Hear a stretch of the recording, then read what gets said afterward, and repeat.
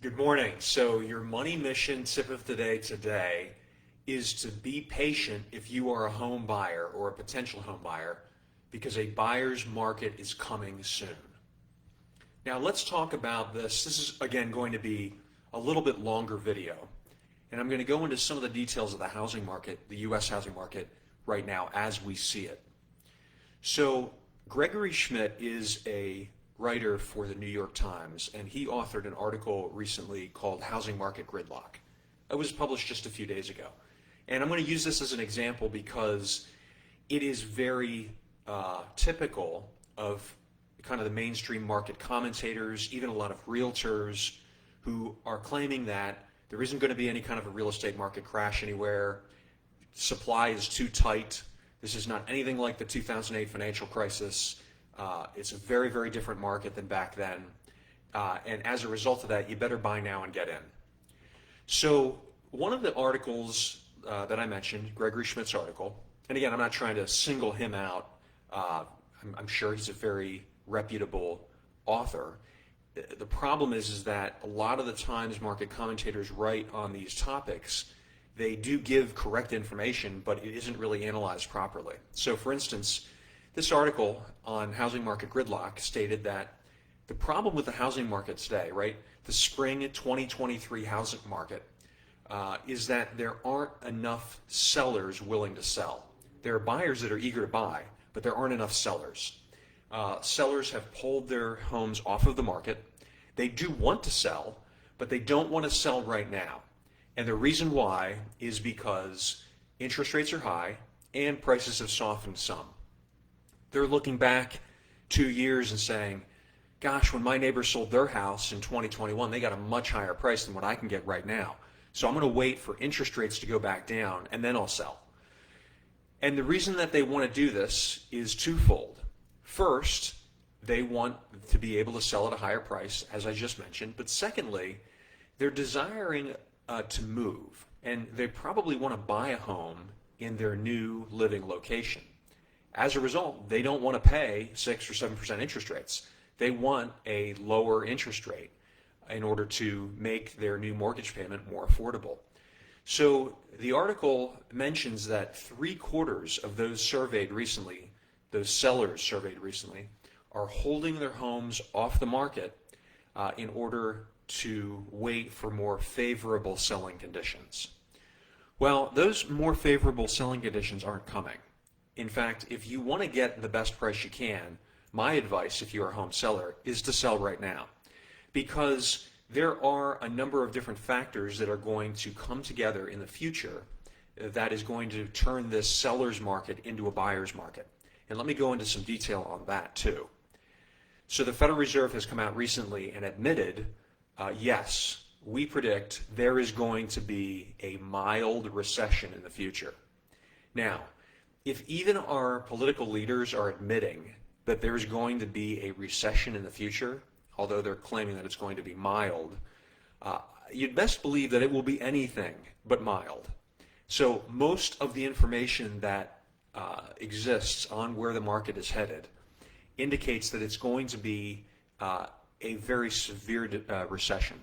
And the reason why is because we have so much debt now, we're so levered up, and interest rates are now going back into a relatively normal range. I mean, 5% interest rates are still relatively low. You know, they're calling this restrictive now. And it is restrictive for the amount of debt that we have, but it isn't restrictive on a long-term average annual basis. So first, the Fed has admitted, yes, we are going to be going into a recession. When we go into a recession, there is going to be an acceleration of corporate layoffs and small businesses laying off employees as well. So as we've seen a trickle of layoffs begin, that eventually is going to accelerate. And many of the people that are sitting on the sidelines waiting to sell their homes are going to be forced to sell them because they won't have a job to make their mortgage payments.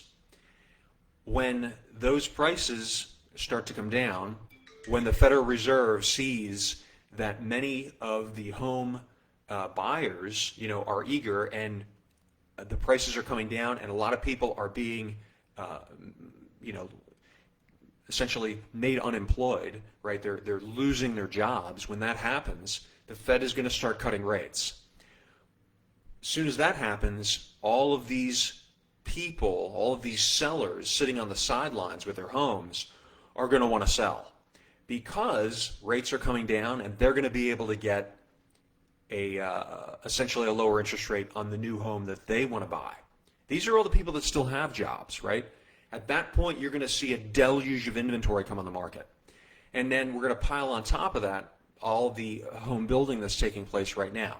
Now, home building isn't high by historic standards, but there has been an uptick in new home sales. And the reason why is because due to this, scarcity of supply of existing homes, a lot of builders now are offering deals on newer homes in order to essentially create more supply.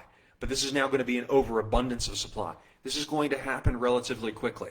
Now, when I say a transition from a seller's market to a buyer's market, that's going to come soon, I'm saying it's going to come in the next several months. I don't necessarily know the date. I don't know when exactly this is going to happen, but it's not going to take years from now for you to be able to get a good deal on a home. Now, real estate crashes are slow motion crashes. They don't happen in a day or two. They happen over a period of time. That is the part that is long term. That may take years to play out. But if you're looking to buy, what I'm recommending you do is you be patient, especially if you're a first-time home buyer. If you're a first-time home buyer, even if you're a property investor, I would recommend that you be patient, that you continue saving your money in cash, in precious metals, in a lot of these investments that I've recommended, and wait for this opportunity to present itself. Because the truth is, we're still in a seller's market. Even in a lot of the places that I've mentioned before, on the West Coast and the South, there are areas where prices have come down, and come down quite a bit. But there are still many, many places now where inventory is tight, especially on the East Coast and the Northeast, and prices have really not declined that much. That is going to change. And if you watch the market carefully, and if you prepare yourself, you will position yourself to be able to take advantage of a great opportunity in the coming months. Please post a question or a comment. Send me a private message if you want to talk about it privately. Housing is it's a local market. When I say these things, I'm referring to the broad general market. Real estate's very local. In one area it may go down a little bit, another area may go down a lot. In some areas it may even increase. So you want to be familiar with where you want to buy, and if you're moving, the new place that you want to buy. Like I said, post a question or a comment, and until next time, I wish you unlimited success.